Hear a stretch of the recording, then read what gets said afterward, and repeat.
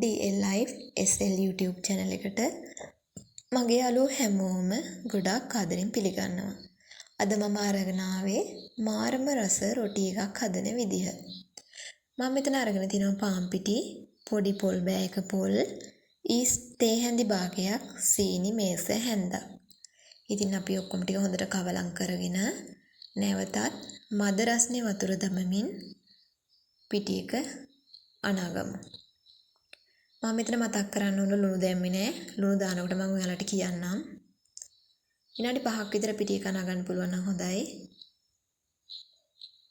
අනලා හැන්දකින් දානකොට කැඩි කැඩි වගේ වැටෙන ගානට තමයි පිටි බැට එක අනා ගන්න ඕනේ. පිටි එක අනලා අපිට පුළුවන් වහලා තියන්න. පැයක් වගේ තියන්න ඕනේ. ඊට පස්සේ අපි පරිප්පු කරි එක හදාගමු. මෙතන මම පරිප්පු සෝදලා අරගෙන පරිප්පු ටික වැහෙන ගානට වගේ වතුර එකතු කරගෙන තියෙනවා. ඒකට ලුණු, කරපිංචා, අමු මිරිස්, රම්පේ දාගමු. දැන් මිරිස් කුඩු, කහ කුඩු, බෙදපු තුනපා කුඩු එකතු කරන්න. දැන් මේ ටික ඔක්කොම කවලම් කරලා පරිප්පු ටික අපි උයාගමු. ඒ අතරේ සුදු ලුණු බිකි 3ක් වගේ අරගෙන හොඳට තලාගෙන ඒකත් පැත්තකින් තියමු.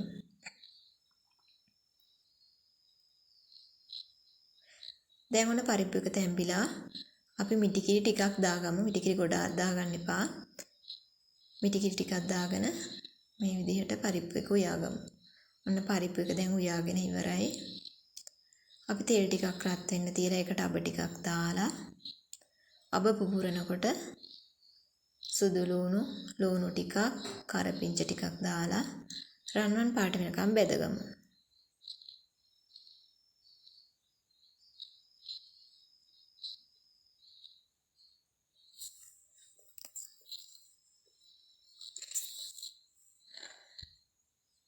දැන් අපිට පුළුවන් කෑලි මිස් ටිකක් එකතු කරන්න.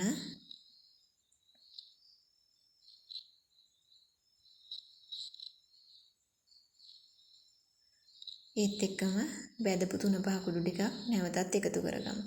මේ ටික හොඳට කවලම් කරලා අපි උයාගත්ත පරිප්පු ටික මේකටම දාගමු. දාලා ඔයාට ඕන ප්‍රමාණයට ලුණු ටිකකුත් එකතු කරගන්න.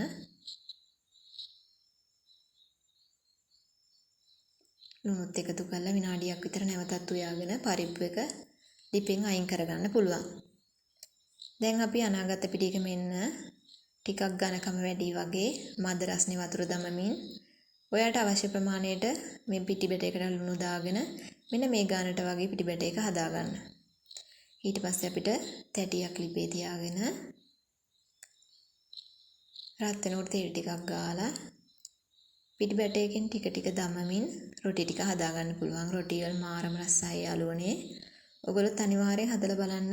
හදලා මට කමෙන්ට් කරන්න. පොඩි හෝ අදහසක් ගන්න. මාව subscribe කරලා නැත්නම් subscribe කරන්න. මම මේ වීඩියෝ එක ඇත්තටම කරන්න හිටියේ නෑ. නමුත් කරන අතරතුරේ උයන අතරතුරේ මට හිතෙනවා වීඩියෝ කරගන්න. ඉතින් ඒ නිසා ඔයාලා පොඩි හෝ අදහසක් ගන්න.